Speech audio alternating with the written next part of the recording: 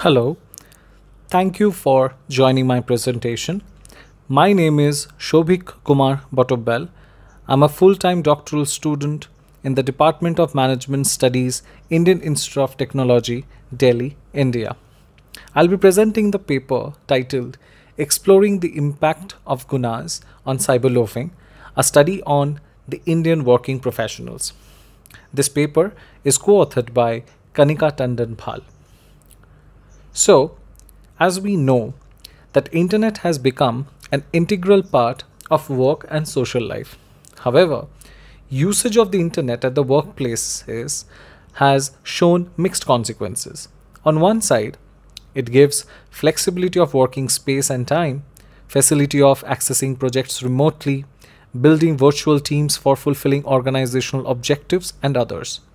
The flip side is the personal usage of the internet provided at the workplaces for varied non-job purposes, which is referred as cyberloafing. Now, cyberloafing, how prevalent it is and what are the statistics which are involved. Studies have shown that employees spend online for personal reasons up to 3 hours during their scheduled time of working at their workplace. Corporations and research scholars are increasingly taking into account the numbers and real instances involved pertinent to cyberloafing. Research suggests that cyberloafing can hit the bottom line of the financials of a company by $35 to $50 billion annually, as per the studies by Friedman and Coffin. Literature has shown that a significant portion of working hours get utilized for cyberloafing, which can also expose organizations to various risks. It has the potential to cause distraction and fatigue. It can negatively impact performance and productivity of employees, and at times can entangle the organizations with legal matters as well. Weatherby and Kellaway and Lim, they have described cyberloafing as a deviant behavior at workplace which is counterproductive in nature. So there is certain thing which we need to ponder upon, that whether cyberloafing needs to be eliminated or whether there should be any attempt to eliminate cyberloafing altogether. The answer is complete elimination is not the way out, because cyberloafing might also have some benefits like providing relief and respite to the employees. It can invoke creativity. However, careful moderation is the way forward. In this paper, we have attempted to explore how the Indian personality construct called Gunas are linked with the attitude towards cyberloafing and intention to cyberloaf, while drawing insights from theory of planned behavior. So, theory of planned behavior suggests that actual behavior is driven by the sense of intention, which can be influenced by attitude, subjective norm, and perceived behavioral control. So, what are the studies out there which have explored theory of planned behavior and cyberloafing? Askew et al. Investigated cyberloafing in USA, both by taking student and non-student employees, and found descriptive norms, attitude towards cyberloafing, and ability to hide cyberloafing to have significant associations with intention and cyberloafing behavior. Sheikh et al. Studied cyberloafing in the copper industry of Iran and found behavioral attitude, subjective norms, and ability to hide cyberloafing to have significant positive association with intention to cyberloaf. Khansa et al. Study of experimental nature in US analyzed the responses from participants with full-time or part-time jobs while incorporating extended version of theory of planned behavior. They found that the past cyberloafing behavior to have a significant association with cyberloafing intention. Now let's bring the discussion to the Gunas. Now this idea of Gunas is found in the Indian school of thought, Shankha philosophy, and ancient texts such as Bhagavad Gita. Scholars all over the world have explored these ancient ideas in the contemporary psychological, social, and management literature. Now, what are the different constituents of Gunas? There are 3 constituents. Sattva, which closely resembles to illumination. Rajas, which refers to passion, and tamas, which refers to dullness.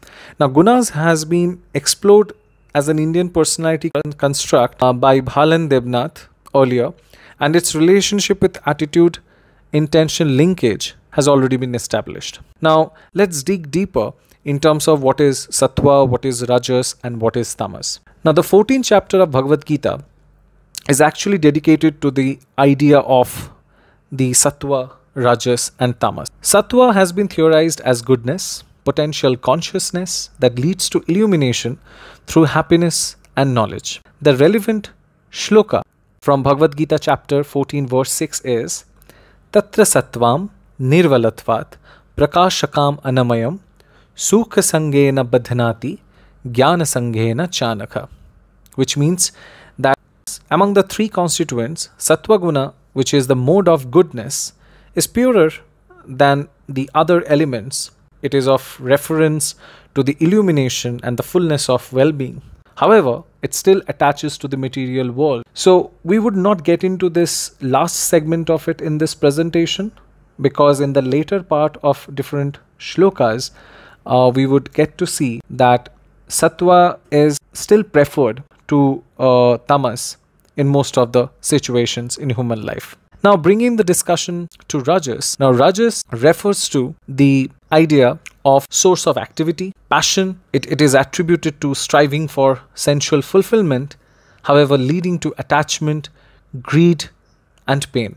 It is found in chapter 14 of Bhagavad Gita, verse 7, which is Rajo ragatmakam vidhi trishna sanga samudbhabam tanni badhnati kaunteya karma sangena dehina. So, Rajas Guna is the nature of passion, and it arises from the worldly desires. However, it kind of attaches the soul to different fruitful actions. And then the last one is the Tamas, which has been associated with obstruction, procrastination, dullness, which results in delusion, negligence, and error. It is found in the verse 8 of the chapter 14th of Bhagavad Gita, which is Tamastvajnanajam vidhi mohanam sarvadehinam pramadalasya nidrabhis tanni badhnati bharata. So tamoguna, or the tamas, which we are referring to right here, is the different cause of illusion for the human souls, and it deludes all living beings eventually, and it leads to, as I mentioned, delusion, negligence, and error. Now we will move on to the process of the research gap and hypothesis development. As we see that the association between personality and cyberloafing can be found in the existing published literature. Everton, Mustron, Jello, and Jolton studied working professionals at an educational setting and found that employees who exhibit personal use of organizational resources are high on impulsivity, low on conscientiousness, and at times sensation seeking as well. Research conducted by Gia and Karau showed positive association between cyberloafing and extroversion, and negative relation between conscientiousness and cyberloafing. Another study conducted by Kim et al. Also reflected the latter. Sheikh, Aghaz, and Mohammadi's research endeavor unearthed that cyberloafing activity and behavior are positively influenced by openness to experience, neuroticism, and extroversion, whereas cyberloafing activity is negatively impacted by agreeableness. These studies show how personality traits have varied associations with cyberloafing. However, the influence of the personality constructs like Gunas on cyberloafing had not been explored, that too in the context of India. Hence, in this developmental paper, our objective is not to test the theory of planned behavior in its entirety. Instead, the focus is to test the impact of personality factor in attitude formation related to cyberloafing and intention to cyberloaf, while taking cues from the theory of planned behavior. We propose that passion and dullness will have a positive association with attitude towards cyberloafing and intention to cyberloaf, whereas illumination will have a negative association with both attitude towards cyberloafing and intention to cyberloaf. And as you can see in the proposed research model, the hypothesis 1 suggests that intention to cyberloaf will have a positive association with cyberloafing behavior, And hypothesis 2 suggests that attitude towards cyberloafing will have a positive association with intention to cyberloaf. The rest of the hypotheses have already been mentioned. So what are our developmental plans in the near future? So we have decided to incorporate existing validated scales or instruments to measure employees' gunas, which are passion, illumination, and dullness, along with attitude towards cyberloafing, intention to cyberloaf, and actual cyberloafing behavior. However, with minor alterations to fit the instruments to the present context. As you can see on the screen, that for Gunas, the authors will utilize the 15-item scale developed by Bhal and Debnath. For attitude towards cyberloafing, intention to cyberloaf, and actual cyberloafing behavior, the authors will adapt the scales from Askew et al., Khansa et al., and Sheikh et al. Respectively.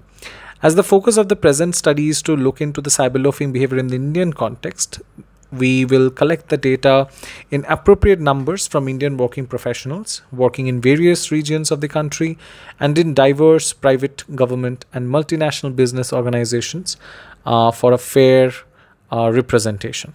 That is our plan for the way forward.